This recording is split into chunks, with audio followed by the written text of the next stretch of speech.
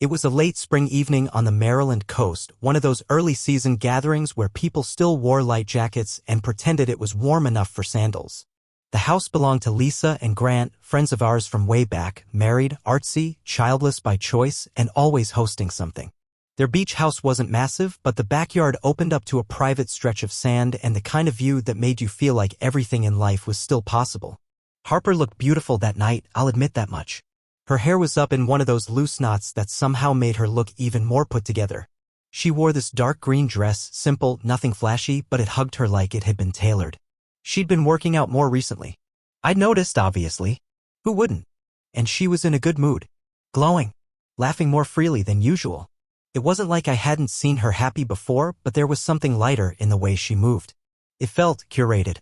Or maybe I'm just seeing that in hindsight. We were halfway through dinner, 8 of us seated around a table out on the patio when someone, I think it was Grant, cracked a joke about how long marriages last these days. You've got your 10-year itch, your midlife crises. Now it's like, what, 7 years and you're out? People laughed. That opened the door for the usual back and forth. Who does the cooking, who controls the thermostat, which couple would win in a paintball match? That kind of nonsense. Then Harper chimed in. If I ever cheated, she said, smiling as she stabbed her fork into a piece of grilled asparagus, I'd at least make sure it was someone who could lift me over their shoulder. Everyone laughed, that kind of rowdy, performative laughter that always happens when someone says something a little spicy in public. I chuckled too. But then I glanced across the table. That's when I saw it. Rick. Rick, her personal trainer, seated diagonally from her, holding a glass of red wine with that sideways smirk he always seemed to wear. And there it was, a look. Just a flick of the eyes from Harper to him and back, so quick you'd miss it if you weren't paying attention. But I was. It wasn't the joke itself. It wasn't even the smirk. It was the glance, that little glance that carried a weight none of the laughter could explain away. It was like watching two people who had shared a private moment pretending they hadn't. It rattled me. Later that night, after we'd said our goodbyes and walked back to the car, I waited until we were driving down the dark coastal road before I brought it up. That was some joke you made tonight, I said casually, trying to keep my tone light. About cheating and being lifted over someone's shoulder. She looked at me like I'd asked her what 2 plus 2 was. What about it? I shrugged. Just caught me off guard, that's all. You don't usually go for that kind of humor. It was a joke, Jacob, she said, eyes fixed ahead on the road. Come on. Don't be weird. I let the silence stretch for a bit. Didn't realize you were into that kind of guy, I added, still forcing the tone, not teasing, not accusatory, just observational. She scoffed. Oh my God. Are you jealous? It was a joke. That's not what I started, but she cut me off with a laugh, sharp and short. I swear, you get so sensitive sometimes. Seriously, are we going to do this every time I say something remotely off color in front of people? I didn't answer. She cranked up the radio a little and rolled the window down, letting the cool salt air pour in. And just like that, the conversation was over. But the weird thing wasn't the joke. Or even the look. It was how quickly she shut it down. Harper and I have always had this thing, we talk. We talk through stuff, sometimes too much. Overanalyze things, get too deep into our feelings over coffee at midnight. She was the talker when we first met. I was the one who listened. But somewhere along the way, our roles started to shift. Especially lately. Lately, she didn't want to talk. About anything. That night, after she fell asleep, I stayed up staring at the ceiling, her breathing slow and steady beside me. I thought about the way she had leaned back in her chair when she told the joke, so confident, so relaxed. Like it wasn't just a passing thought but a line she'd practiced. I thought about Rick's grin. About the glint in her eye when she delivered the punchline. About the way he didn't laugh like everyone else, how his smile lingered a little too long. I started running through the last few months in my head. She'd started training with Rick in January. 3 times a week? Sometimes 4. I hadn't thought much of it at first. He came highly recommended. I was just happy she'd found something that made her feel good. But that night on the patio cracked something open. In the morning, she acted like nothing had happened. She made coffee, checked her phone, gave me a kiss on the cheek, and left for the gym. Rick's gym. And I just stood there in the kitchen, watching her walk out the door, suddenly feeling like I didn't recognize her anymore. The mind is a funny thing. Once you notice one loose thread, you start tugging at everything, even the ones that have been there forever. That night on the patio didn't seem like a big deal to anyone else, but for me, it rewired the way I saw things. The joke, the look, the way she shut me down in the car. I couldn't stop thinking about it. And once I started, I couldn't stop. It was like standing in a room that suddenly smelled off. Not overpowering, just faintly wrong. And realizing you've been breathing it in for weeks. That was how it felt every time I thought about the way Harper had been acting lately. First, there was the gym obsession. Harper had always been active, but this was different. Before, she'd jog around the block or do yoga in the living room with a glass of wine waiting nearby. But now, she was out the door by 6:30 most mornings. Gym bag over her shoulder, Bluetooth earbuds in, wearing these matching workout sets I'd never seen before. The kind you buy when you want to be noticed, coordinated colors, new shoes, even fresh nail polish to match. And it wasn't just the gear. It was how she talked about the workouts. Or didn't. How was the gym? I'd ask. She'd shrug. Fine. Just that. Nothing else. Sometimes, when I pressed a little, she'd give me a vague answer. Rick pushed me hard today. Or I'm sore. Once I joked, well, I hope you're not just going for the sauna. She smiled, but it didn't reach her eyes. Yeah, that's exactly why I'm going, Jacob. For the sauna. Then there was her phone. It used to sit face up on the counter while we cooked dinner or watched TV. Now it was always in her pocket. Or face down. Or upstairs charging. I noticed she installed a new passcode too. Not that I was snooping, but when I picked up her phone one afternoon to hand it to her, the lock screen asked for a code instead of Face ID. You changed your lock screen, I said. She barely looked up from folding laundry. Oh yeah, the Face ID kept bugging out at the gym. Too much sweat, I guess. I nodded. Sure. I started noticing she had notifications from apps I didn't even recognize. A black icon with a white letter. Something that looked like a stopwatch. Once, I saw an alert flash that said, your account is active on another device. She swiped it away before I could ask anything. I told myself not to jump to conclusions. But I did anyway. Then there was the perfume. She used to wear the same scent. Something floral and soft, the kind of smell that lingered on pillowcases and made me nostalgic for nothing in particular. One night, I hugged her as she got home, and I froze. What's that? I asked. She looked at me. What? You're wearing something different. Oh, yeah. Sample from the gym. They were giving them out. I nodded, but I already knew that was a lie. There was no way Rick's Fitness Center was handing out perfume samples that cost more than a dinner reservation. By then, the pattern was becoming impossible to ignore. She stayed out later, came home tired, kept saying she had errands on Saturday mornings and started taking calls in the other room. Once, I caught her whispering in the hallway. I walked in, and she immediately said, hang on, then smiled at me like I just wandered in on a conference call. Hey babe, she said, just talking to Serena about the fundraiser. I didn't believe her, but I nodded anyway. That weekend, she said she had brunch plans. Normally, we'd spend Saturdays together. Coffee on the deck, farmer's market, something easy. But lately, those weekends had been traded in for vague solo plans. Friends I'd never heard of. Stores that somehow didn't have receipts. I told myself I was being paranoid. Then came the night she didn't come to bed. It was around 11:30. I brushed my teeth, turned off the lights, and waited. I heard the faint hum of her phone buzzing down the hall, then quiet talking, maybe on speakerphone. I walked to the doorway, her face lit up by her screen, back turned to me. When she noticed me, she startled and dropped the phone to her lap. Can't sleep? She asked. No, I said. You? She shrugged. I've got this energy tonight. Don't know why. I didn't say anything, just watched her for a moment. You coming to bed? She hesitated. In a bit. I might just crash on the couch. Why? She gave a tired smile. I don't want to wake you. I've been tossing and turning lately. You said it keeps you up. I had said that weeks ago, about her alarms going off too early. She remembered. She always remembered the parts that could be used as cover. The next morning, she was already gone before I woke up. The couch was empty, pillow still indented, and the throw blanket folded neatly. There was a coffee cup in the sink, the good mug, the one she only used when she had time to sip it slow. She hadn't just crashed on the couch. She'd stayed up. Doing what? I sat there with my own coffee, the silence of the house too heavy for a Saturday. I started replaying everything. The new schedule, the gym gear, the perfume, the passwords, the phone calls, and that damn look, the one she gave Rick at the dinner party. All of it was adding up. I wasn't the guy who snooped. I never had been. But something had shifted. It wasn't just about what she might be doing.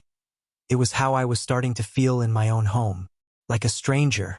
Like someone waiting for a truth he couldn't unsee. And she seemed sharper lately. Her excuses were cleaner. Practiced. When I asked something, even something small, she had a response ready. Not defensive, not messy. Polished. Like she'd gone over it in her head before I ever had the thought. One day, I noticed her calendar app open on her laptop. She closed it the second I stepped into the room. Working on something? I asked.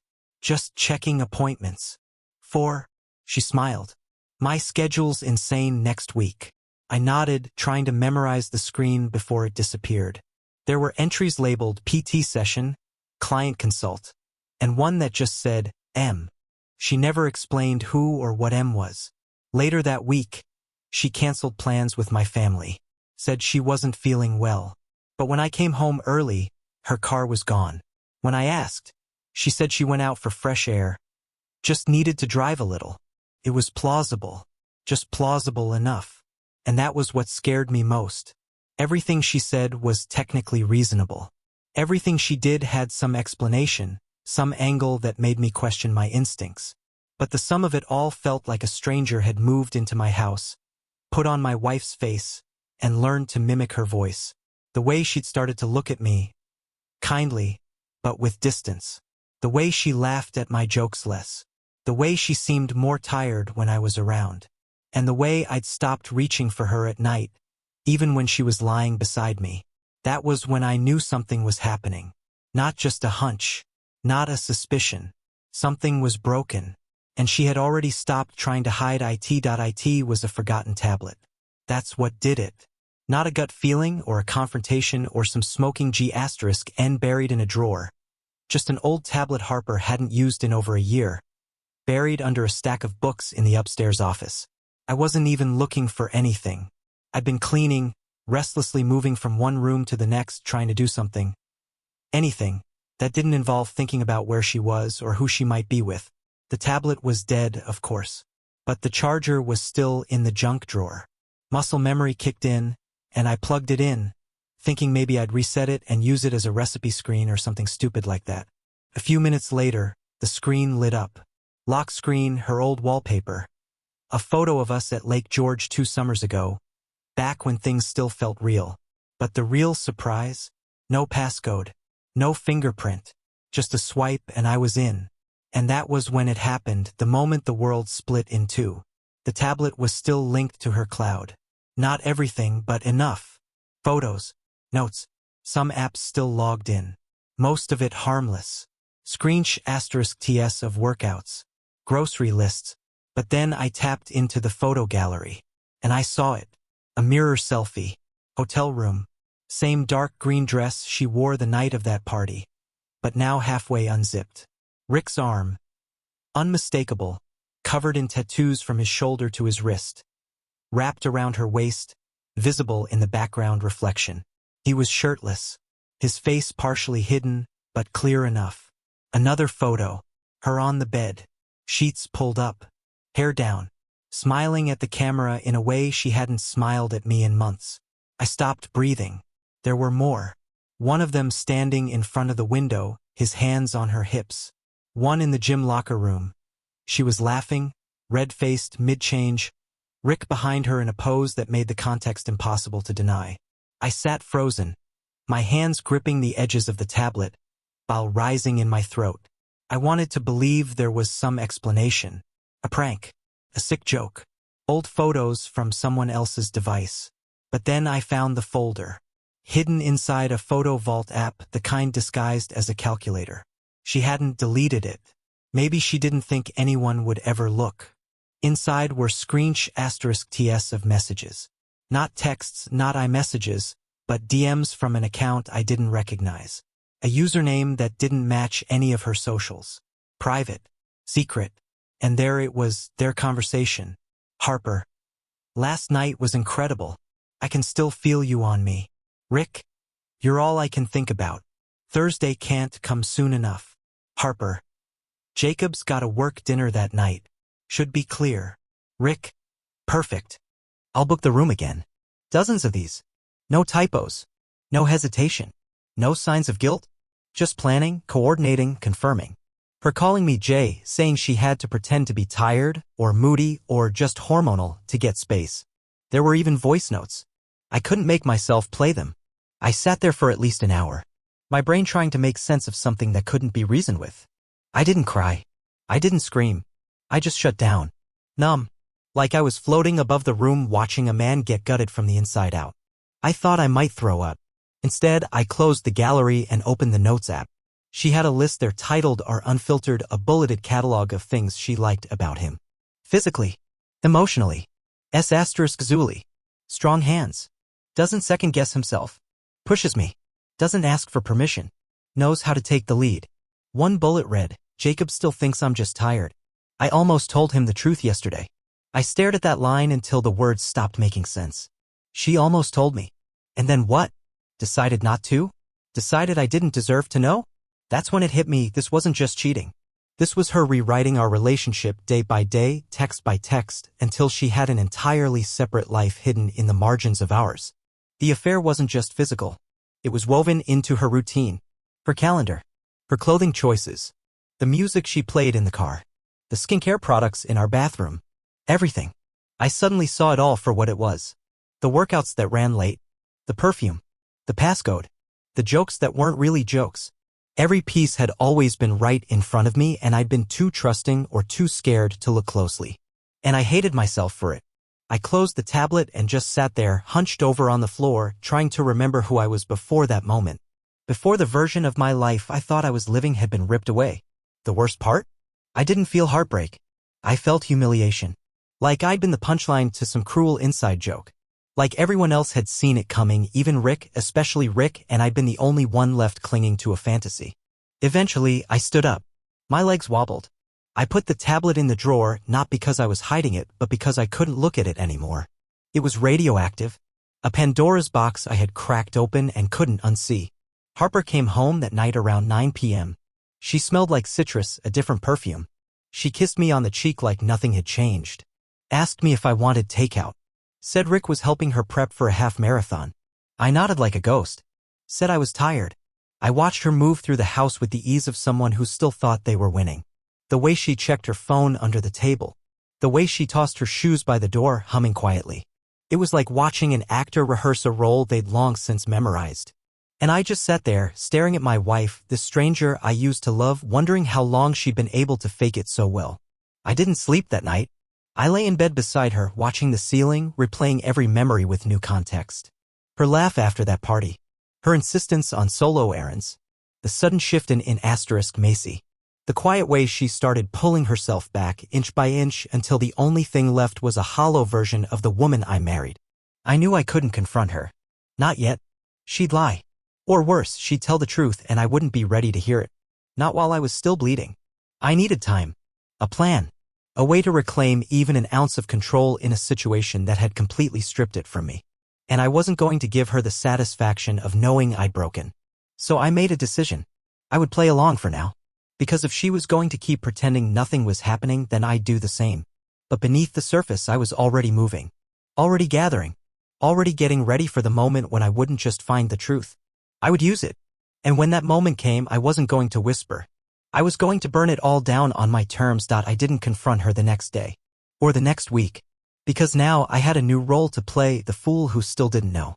The loyal husband making coffee in the morning, asking about her day, smiling politely when she said she had extra reps with Rick or that she might be late again. It took everything in me not to scream. But I didn't. I stayed calm. I stayed sharp. Because if I'd learned anything from the way Harper lied, it was that the people who smile the hardest are usually hiding the most. So I smiled too. But underneath, I was building something. First thing I did was open a new checking account, separate from the joint one. Nothing dramatic.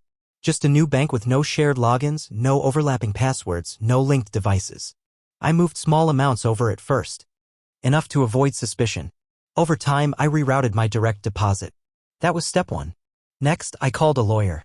Her name was Cynthia, and she didn't waste time asking if I was sure. I showed her the photos. The screenshot asterisk TS. She barely blinked. Just leaned back in her chair, folded her arms, and said, "You'll need documentation. As much as you can get. Date stamped, backed up, and organized." So that's what I did. I became a curator of betrayal. I copied everything off the tablet. I saved the cloud photos to a password-protected drive. Every message, every geotagged photo, every hotel confirmation in the background. I organized them by date. I even created a spreadsheet. Time, location, description, attached evidence. I wasn't just going to confront Harper. I was going to bury her defense in irrefutable detail. Then I started revoking her access slowly, carefully. I changed the password to my email, locked my credit report, disconnected her name from the emergency contacts at work, called our accountant, and updated my beneficiaries without tipping my hand. I even started forwarding mail from our shared mailbox to a private P.O. box I rented under my middle name. Everything I did with one thing in mind. Don't tip her off. I wasn't going to be the guy she walked away from with half my money and a clean conscience. She was going to have to look in the mirror and see the wreckage she caused, not just emotionally, but legally, socially, financially. And then something unexpected happened. I reached out to Rick's wife. Her name was Brooke. I'd only met her once, briefly, during an open house fundraiser Harper dragged me to last year. She was warm, friendly, quieter than Harper. I remember thinking she looked tired, like someone carrying something heavy but pretending it wasn't there. I found her number buried in Harper's contacts. I hesitated for a long time. Then one night, I sat in my parked car outside a grocery store and hit dial. "Hello? Hi, Brooke. This is Jacob, Harper's husband." A pause. "Oh. Hi. I know this is probably the last thing you expected tonight, but I need to talk to you. It's about Rick." Another pause. "Then, you found something too, didn't you?" The way she said "too" told me everything I needed to know. We met the next day. Neutral ground, a small cafe halfway between her side of town and mine. She looked worse than I remembered. Pale, worn down, like someone who hadn't slept well in months. But her eyes were clear. "Ready. I've known for a while," she said. "I just didn't have proof." And when I asked him about it, he turned it around on me. Made me feel like I was crazy. I nodded. "Yeah, I know how that feels." I slid a USB drive across the table. Everything's on there. Photos, messages, dates, times. I don't know what you want to do with it, but I figured you had a right to know. She didn't touch it right away. Just stared at it like it was radioactive. "Thank you," she said finally. "I thought I was alone in this." "You're not." We talked for almost an hour. About the little things we noticed. The sudden interest in protein powders. The canceled family dinners. The way our partners stopped touching us and how we didn't even realize we'd missed it until it was gone. Then we started talking about what came next. It was Brooke's idea, actually. "There's a charity gala coming up," she said. "Next month. Rick's on the event committee." I wasn't going to go, but now I'm thinking maybe I should. Harper had already mentioned it to me in passing, said she might help with planning if Rick needed it. I had rolled my eyes at the time. Now I saw it for what it was. A perfect storm. "I could talk to the host," Brooke said. "She's a friend. If we wanted to. I don't know, say something." I didn't answer right away. I wasn't sure if I had it in me to go public. But then I remembered the line from Harper's notes, "Jacob still thinks I'm just tired." And I thought, no. I'm done being tired. It's their turn now. So we made a plan. Brooke would get time at the podium. She was on the donor list after all. She'd speak first. Calmly. No drama. Just truth. She had her own evidence. She'd started keeping a log after seeing how Rick texted late at night, claiming it was gym logistics. Then I'd follow, briefly, and leave the rest to the room. No screaming. No shouting. Just the two people they lied to standing still while their masks were ripped off. It wasn't revenge. It was closure. Public, final, undeniable. In the days that followed, Harper noticed I was different. "You're sleeping better," she said one morning, sipping coffee. "Less tense." "Yeah," I said. "Guess I just needed a reset." She smiled. "Well, I'm glad. You've been so good to me lately. I really appreciate it." I nearly laughed. Instead, I nodded and said, "You're welcome." And in that moment, I knew she had no idea what was coming. The night of the gala arrived like a storm I'd been tracking for weeks. The venue was one of those old colonial-era museums turned event spaces, high ceilings, exposed beams, oil paintings of men who'd probably never imagined their faces would one day be part of a social media backdrop. Harper loved the place. She talked about hosting something there once, back when we were still in that phase of marriage where you made long-term plans and believed in them. I dressed in a charcoal suit, nothing flashy. Clean shave. Blue tie. The same one I wore at our engagement party.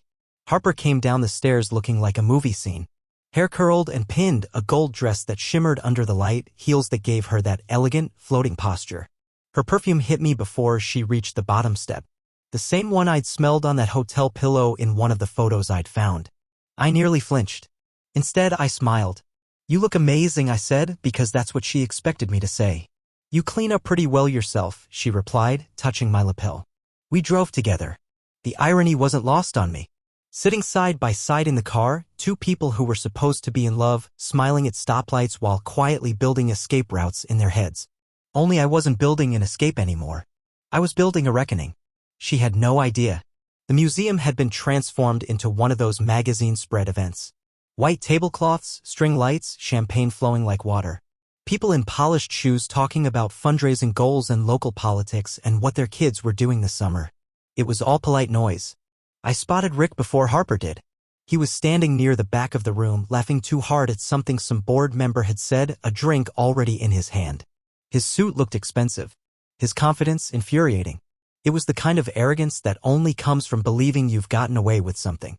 When Harper saw him, her body language changed. She didn't move toward him right away, but I saw the flicker. The automatic fix of her hair, the way her eyes darted over to him and then back to the crowd. She leaned into me and said, "I think Rick's over there.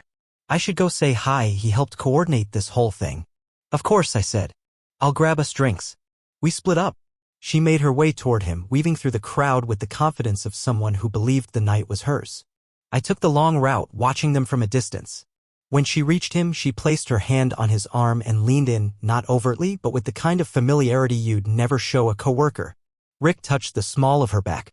Brooke had arrived 10 minutes earlier. We hadn't spoken much in the lead-up to this. Just brief messages. Confirmations. Logistics. She was wearing black. Minimal jewelry. She looked like a woman attending a funeral, which, in a way, she was. At 8:15 p.m. sharp, the host called for attention. People gathered near the small platform at the front of the room, a makeshift stage for announcements. Glasses clinked. Conversations hushed. The host made a short speech about the organization, about donations, about the future. Then she introduced Brooke. "Brooke Mason has been one of our most consistent contributors," the host said. "She asked to say a few words and we're honored to have her." Polite applause. Harper clapped too, completely unaware. Brooke stepped up to the mic with calm, deliberate grace. She didn't fumble. She didn't cry. She didn't raise her voice. "I want to thank everyone here tonight," she began, "especially those who support this foundation year after year. It's hard to talk about generosity, about community, without also talking about honesty, because generosity without honesty is just performance." She paused, just long enough for the tension to creep in. "I stand here tonight not just as a donor, but as someone who recently uncovered a painful truth. My husband, Rick Mason, has been having a months-long affair with another married person. Someone who's here tonight. Someone who, up until recently, I thought was a friend." You could hear the silence crash into the room like glass breaking. She didn't name Harper. She didn't need to. Everyone turned to look. At Harper. At Rick. Even before Brooke finished speaking, the center of the room had gone still. Rick looked like someone had punched him without using their hands. His face drained, mouth slightly open, frozen in place. "Harper?" She went pale. Her lips parted as if to speak, but no words came. And then I stepped forward. I didn't go to the mic. I didn't need to say anything. I simply walked to where Harper stood, placed a sealed folder in her hands, and whispered, "Everything's in there. You'll want to read it alone." Then I turned and walked away. I didn't wait for the fallout. That wasn't my moment anymore. That was her moment. Their moment. The one they created with every lie, every cover story, every whispered plan they thought would stay hidden. I walked through the stunned silence, past the stunned expressions, and straight out the front doors into the cool night air. Outside, the breeze was crisp. The stars looked sharp and distant above the museum roof line. I stood for a second, not moving, just breathing. I expected my heart to race, but it didn't. I felt still, like a long, tense breath had finally been released. My phone buzzed once. A message from Harper. Jacob, please. What are you doing? I turned the screen off and dropped the phone back into my pocket. Behind me, the noise of the event began to rise again, not the laughter and champagne clinks from earlier, but the stunned murmurs of a crowd recalibrating itself. I didn't care. Let them talk. Let them see. For once, I wasn't the one who didn't know. For once, she was the one left standing in a room full of people realizing who she really was. Harper didn't follow me out. She couldn't. Inside, the walls were closing in and everyone saw it. She stood frozen, folder in hand, the truth bleeding through pages of texts, photos, receipts. Rick? He backed away like a man realizing the ground wasn't solid. His arm slipped from hers. He didn't say a word. By midnight, I sent her a message. Not words, a document.